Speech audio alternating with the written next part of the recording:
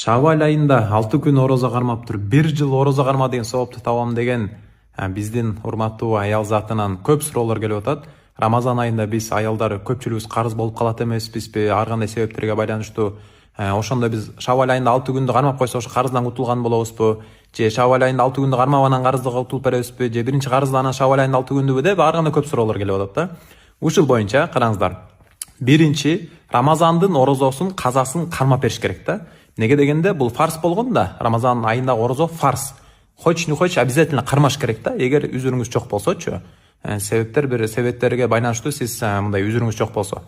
Анан эгер бир себептер болуп калды, ар кандай себептер менен кармай албай калдыңыз, ооруга байланыштуу, кээ биринин аязы келип калат, сапарга чыгып калат мисалы.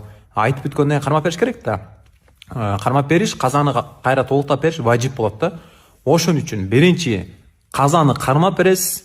Мисалы 5 күн каза болдуңузбу билбейсиз да, балким 10 күнбү, балким 6 күнбү, балким 3 күнбү. Казаны кармап бересиз дагы, андан кийин 6 күндү кармайсыз. Ошо менен иншалла үмүт кылабыз, Аллах Таала 1 жыл орозо карма деген соопту берет деп, түшүнүктүү болду го деп үмүт кылам. Аллах Таала амал кылышына мүмкүнчүлүк берсин.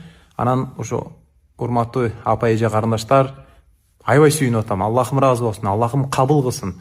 Ушунчалык суроолор келип атканына, ушунчалык 6 күнгө да ушундай амал кылып атканына, бул Кудай буйруса Кыргызстаныбыз өнүгүп өсүп баратат деген сөз да. Неге дегенде эгер аялдар ыймандуу болуп, аялдар уяттуулукка келсечи, биздин балдар ушунча талим тарбияга бекемделет, Кудай буйруса Кыргызстаныбыз дүйнөдө алдыңкы мамлекеттерден болот да. Аялдардан көп нерсе зависит этет да. Ошон үчүн Аллахым ыраазы болсун.